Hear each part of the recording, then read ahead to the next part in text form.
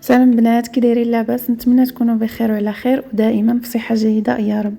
يوم جديد وصفه جديده. اليوم البنات دائما كما عودتكم الجديد، اليوم البنات غنشارك معكم هاد بريوش الشهده او خليه النحل بالشوكولاته اللي كتجي خفيفه البنات، عجينه سحريه.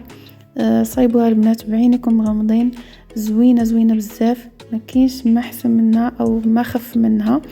كنتمنى يعجبكم الفيديو، ما تنسوش اللايك البنات، واللي اول مره كيشوف القناه مرحبا بك، ضغط على زر اشتراك وزر الجرس باش يوصلكم كل جديد. ما تنسونيش البنات دائما من التعاليق ديالكم اللي دائما كتشجعني.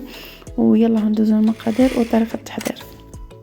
هنايا البنات في واحد الاناء غنحتاج 240 ملي ديال الماء يكون دافي، او 2 كيسان ديال العنبه، معلقه كبيره ديال الخميره المعجونه او خميره الخبز، معلقه او 2 معلقات ديال السكر، 2 معلقات ديال الحليب بودره او بودر. بالنسبه للمقادير البنات غنخليهم لكم دائما كما عودتكم في صندوق الوصف. هنايا البنات غادي نخليهم واحد 10 دقائق حتى تيتفاعلوا. من بعد غادي نزيد عليهم نص كاس ديال الزيت، شويه ديال الملحه، بياض بيضاء، والصفر البنات غادي نخليه للدهن.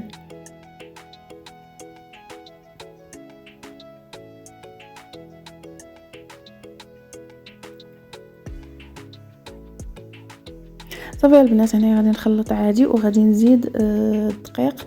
بالنسبه للدقيق البنات استعملت 600 غرام او 6 ديال الكيسان ديال العنبه. المهم بالنسبه للدقيق البنات كل واحد وعلى حسب النوعيه ديال الدقيق اللي عنده. من الاحسن يكون نوعيه ممتازه او النوع الخاص بالحلويات، راه كينجح معاهم كينجح في هاد الوصفات ديال البريوش. المهم البنات القياس اللي درت اللي كفاني 6 الكيسان وواحد شويه. المهم غادي نكتب لكم الغراماج دائما في صندوق الوصف.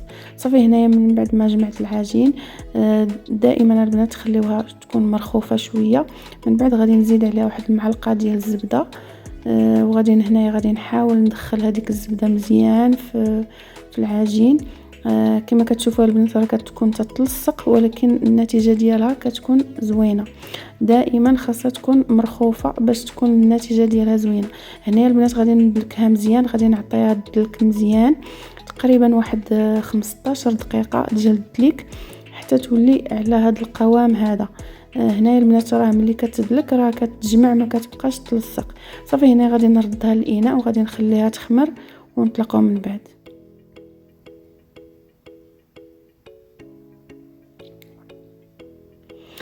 هنا البنات من بعد ما خمرات كتطلع مزيان تقريبا على حسب الجو. صافي هنا غادي نخرج هذاك الهواء كامل وغادي نبدا نخدم فيها.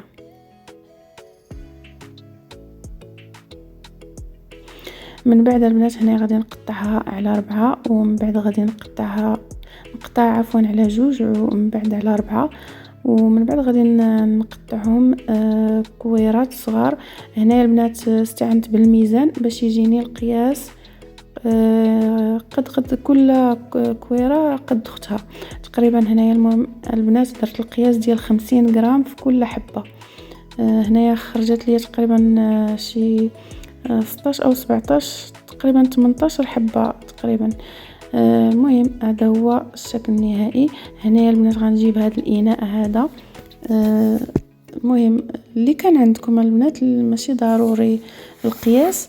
هنايا غادي ناخذ كل حبه غادي ندير فيها شويه ديال الشوكولات. تيبقى لكم الاختيار البنات، تخليوهم خاوين او ديروا اي صوص او اي كريمه اللي بغيتو. المهم هنايا غادي ندير كل وحده غادي نجمع فيها الشوكولات. صافي وغادي نحطهم. هذا هو القياس البنات اللي درت.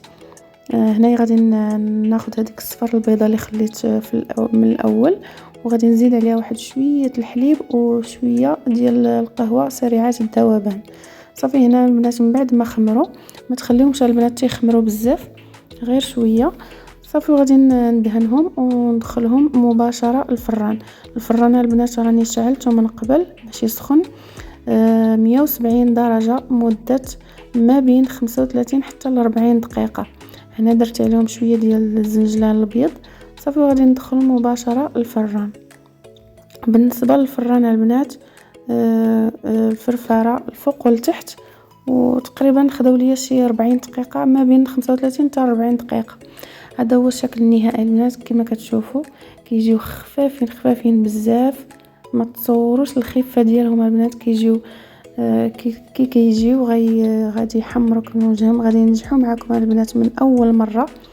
غير جربوهم وما تخافوش، هاي تبعوا غير الطريقه والمقادير غادي تنجح معكم. هذا هو الشكل النهائي البنات. انايا نقسم معكم وحده كيجي هكا من الداخل. كما كتشوفوا البنات راه باين خفيف بزاف، غير الطريقه البنات تبعوها وراه غادي تنجح معاكم. صافي هنايا كان هذا هو الشكل النهائي. المهم البنات هنايا تزيين تيبقى لكم الاختيار دائما. هنايا درت شويه ديال الشوكولاط الاسود في هذوك الجناب، ودرت هذوك القليبات بالشوكولاط الابيض، وصافي ودورت عليه هذاك الدونتيل كفكره وصافي البنات. المهم ما تنسونيش من لايك البنات الا عجبكم الفيديو دائما، وما تبخلوش عليا بلي كومونتير ديالكم اللي كيزيدوا كيشجعوني، وكنشكركم بزاف على المتابعه ديالكم وشكرا، ونتلاقاو في فيديو جديد ان شاء الله. بسلام عليكم.